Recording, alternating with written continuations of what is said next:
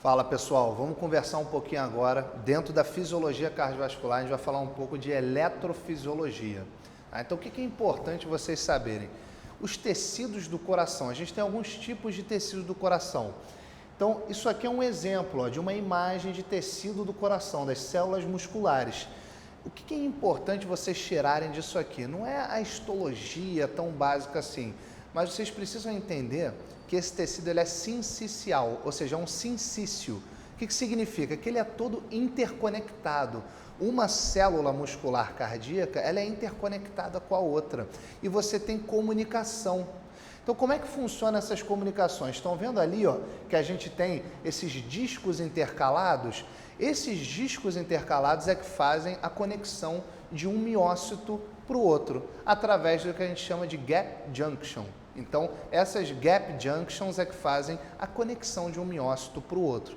Então, às vezes, você tem uma molécula que passa de um para o outro, um estímulo elétrico pode passar de um para o outro. Então, por isso que a gente diz que esse tecido muscular cardíaco, ele é sincicial, tá? Beleza. E quais são os tipos de célula que a gente tem? A gente tem tecido miocárdico, né? Ou seja, miócito, que é a célula miocárdica. Tecido de condução e tecido de contração. O coração faz duas coisas, ele contrai, mas para contrair ele tem que ter um estímulo elétrico. Então existe tecido, existe miócito de condução e existe miócito de contração. Os de contração são esses sincícios que eu mostrei antes, tanto o atrial quanto o ventricular, tá? Aí o de condução, vamos entender por que ele existe. Normalmente você tem aqui, ó, átrio, tecido de contração atrial e ventrículo, tecido de contração ventricular.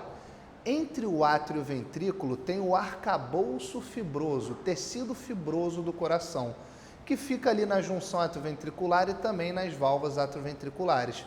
Então, como você tem um tecido fibroso, o estímulo elétrico que vem de um porque lembrando que o tecido de contração também pode passar estímulo elétrico, tá? Só que ele não vai passar do átrio para o ventrículo porque você não tem uma conexão entre eles, tem um tecido fibroso no meio. Então a gente precisa de um tecido de condução que passe através desse tecido fibroso para levar o estímulo elétrico do átrio para o ventrículo. Então a gente tem uns aglomerados, né, de tecido de condução, que são os nós ou nodos. Então, o nó sinoatrial, que é o primeiro, existe um tecido de condução que atravessa os átrios e mais um aglomerado desse, ou nó, ou nodo atrioventricular.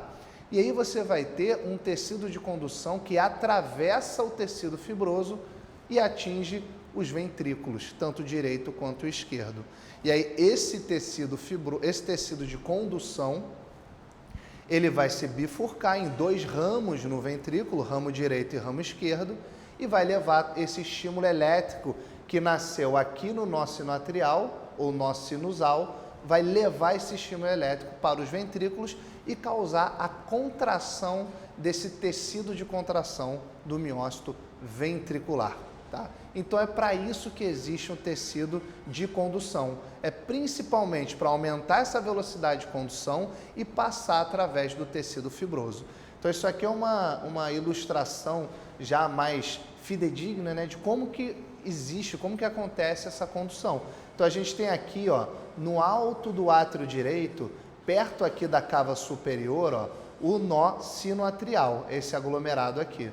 E aí você tem fibras que vão atravessar o átrio direito e o átrio esquerdo, e aí vão chegar lá no tecido de condução, nesse nó atrioventricular, tá? Que fica aqui bem na região próxima ali do septo interventricular e ali na região atrioventricular também.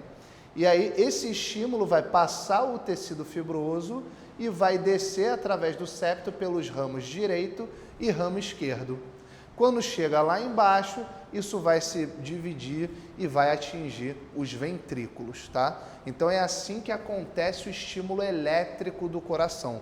A gente vai falar de forma mais específica de cada parte aqui, de cada ramo, mas basicamente são esses dois grandes tecidos de contração e o de condução, e é por isso que a gente tem esses dois tipos, tá bom, pessoal?